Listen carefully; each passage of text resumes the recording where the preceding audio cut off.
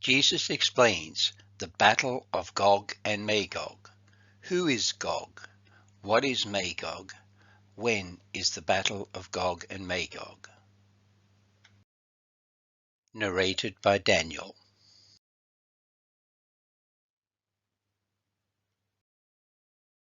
The Jesus Explains video series is based upon personal notes compiled over many years. Answers received to questions asked in prayer, mostly concerning aspects of end-time prophecy. Now, the aim is to share those answers with others in a still small voice, something like how Jesus speaks softly to the chambers of our mind. Jesus doesn't need to speak to us with the vibrations of an audible voice. He promises to establish our thoughts when we are truly seeking His will above our own. Those thoughts are the voice of the Lord when we put our thoughts aside.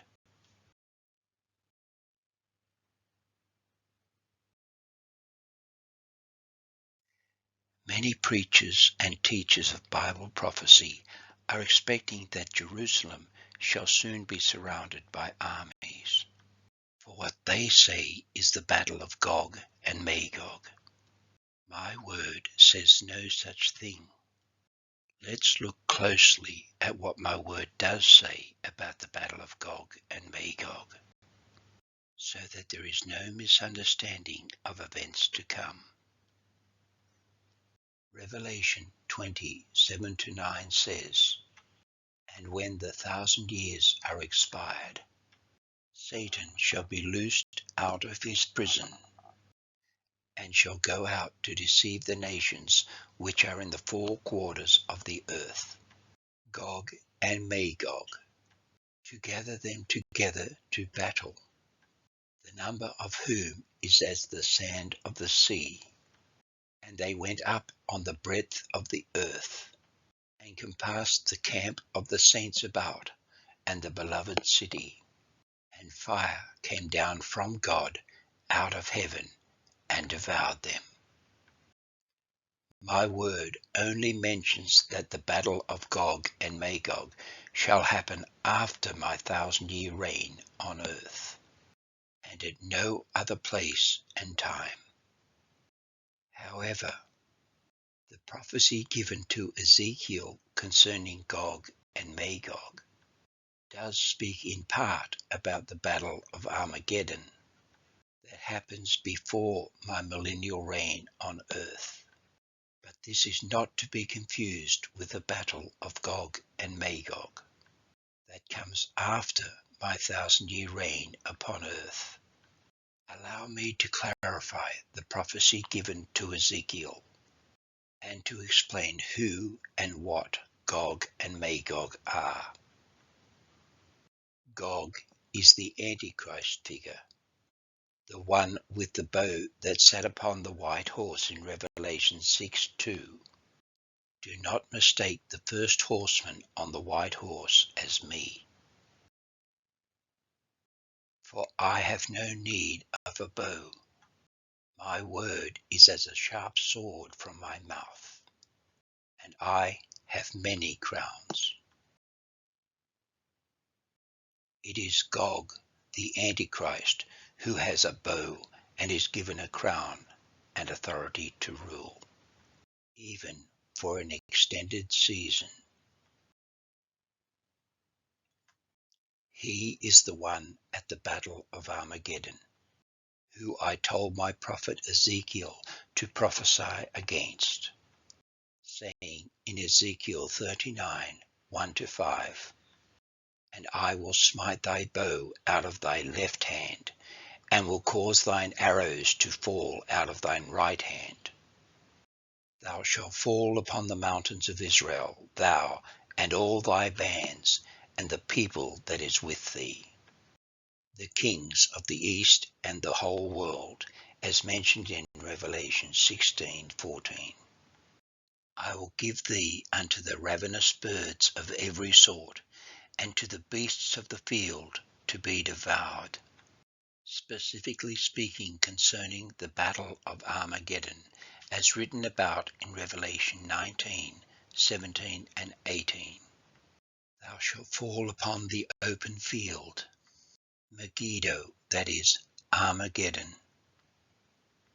For I have spoken it, saith the Lord God. Then, after the battle of Armageddon, Satan shall be bound with chains in the bottomless pit 1,000 years, during the time of my millennial reign upon earth.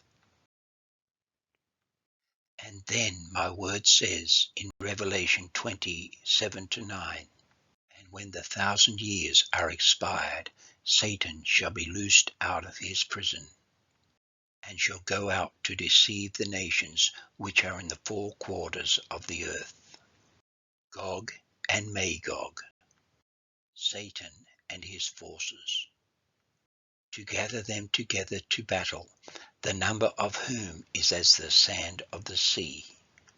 And they went up on the breadth of the earth, and compassed the camp of the saints about, and the beloved city, Jerusalem, at the end of my millennial reign upon earth. And fire came down from God out of heaven, and devoured them. When Gog shall have gathered together his forces to battle, and have compassed Jerusalem in that day, fire shall come down from God and devour them. In short, there shall be no battle of Gog and Magog, for God shall send down fire out of heaven and devour them before they engage in battle. Now, allow me to illustrate. The Antichrist is Gog at the battle of Armageddon, when I shall smite his bow out of his left hand. And Satan is Gog, and his forces with him are called Magog, as they gather at the battle of Gog and Magog. But fire shall come down from God out of heaven and devour them. And therefore, where it is written in Zechariah 12:9 that I shall destroy all the nations that come against Israel, this is not speaking about any battle called Gog and Magog to happen before my millennial reign on earth. Never allow similarities in prophecy to cloud the meaning, and never assume that those nations mentioned in prophecy concerning the battle of Gog and Magog are nations that exist today or have existed in the past. There shall be new nations with new names during my 1,000-year reign upon earth. For I can bring forth a nation in a day. Remember my word. For my thoughts are not your thoughts, neither are your ways my ways, saith the Lord. For as the heavens are higher than the earth, so are my ways higher than your ways, and my thoughts than your thoughts.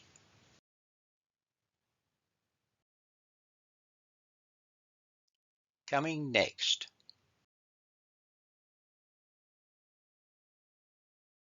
Jesus explains the three herald angels, Revelation 14, 6-11.